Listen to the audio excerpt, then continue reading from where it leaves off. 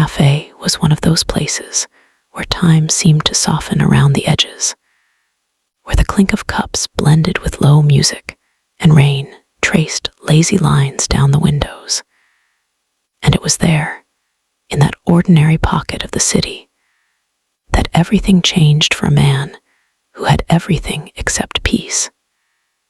He sat alone at a corner table, a man people recognized from magazine covers and business headlines, a self-made millionaire whose name carried weight in boardrooms, but felt strangely hollow in his own chest. His tailored coat rested neatly on the chair beside him. His phone buzzed with notifications he didn't bother to check, and his coffee had gone cold because his mind was somewhere far from numbers and deals. He was staring into the dark surface of the cup when a small voice interrupted the quiet. "Mister, can you fix my toy?" He looked up, expecting annoyance to rise the way it usually did when strangers crossed his carefully guarded bubble. But instead, he froze. A little girl stood beside his table, no more than 7 or 8, her hair tied into uneven pigtails, her eyes wide with a mixture of hope and fear. In her hands, she held a small wind-up toy, a tin robot with chipped paint, and one arm hanging loose. "It was our last gift from Dad," she added quickly, as if afraid he might refuse before understanding. Something about the way she said "our" made his throat tighten. He glanced around, looking for her mother, a guardian, anyone, but all he saw was an empty chair at the next table where a tired woman sat counting coins, her shoulders slumped under a worn coat. The girl followed his gaze and nodded. "That's my mom," she said softly. "She's just tired." The millionaire swallowed. He had meetings to attend, a flight to catch, a life measured in urgency, yet none of it seemed to matter in that moment. "What's wrong with it?"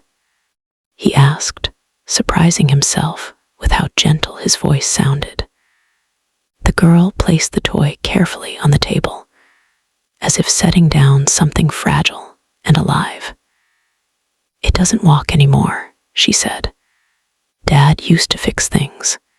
He said broken doesn't mean gone." The words struck him like a memory he didn't know he still carried. He had once believed something similar, back when his own father was alive, back when evenings were spent repairing old radios together instead of chasing impossible goals. He picked up the toy, turning it over in his hands. The back panel was loose, a tiny screw missing. Simple, too simple to matter to a man who signed $1 million contracts before breakfast. Yet the girl watched him as if he held the power to restore the world. "I'm not very good at fixing toys," he said honestly. Her shoulders drooped, but she forced a smile. "It's okay," she whispered. "I just thought maybe." That was when he made a decision he couldn't explain even to himself. He asked the barista for a small screwdriver, ignored the curious looks, and set to work. As he tightened the remaining screw and adjusted the spring, the girl leaned closer, her breath held, her faith absolute. When he wound the key and placed the robot on the table, it hesitated for a second, then took a shaky step forward. One step became 2. The girl gasped, a sound of pure wonder, and then laughed, a bright, ringing laugh that cut through the cafe like sunlight through clouds. "It's walking," she cried, clapping her hands. Her mother looked up, startled, and when she saw the toy moving and her daughter's face lit with joy, tears welled in her eyes. "Thank you," the woman said, her voice trembling. "You don't know what that means." something warm spread through his chest, something unfamiliar and desperately needed. "I think I do," he replied quietly. The girl hugged the toy to her chest, then surprised him by hugging him too, her arms small but fierce. "Dad would have liked you," she said.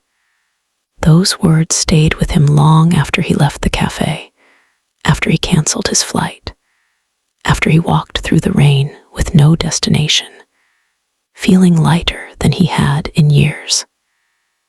He realized then that success had taught him how to build empires, but a child had just reminded him how to be human. Broken didn't mean gone. Sometimes it just meant waiting for the right hands and the right heart. And as the cafe door closed behind him, he knew this wasn't the end of the story. It was the beginning of a different kind of wealth.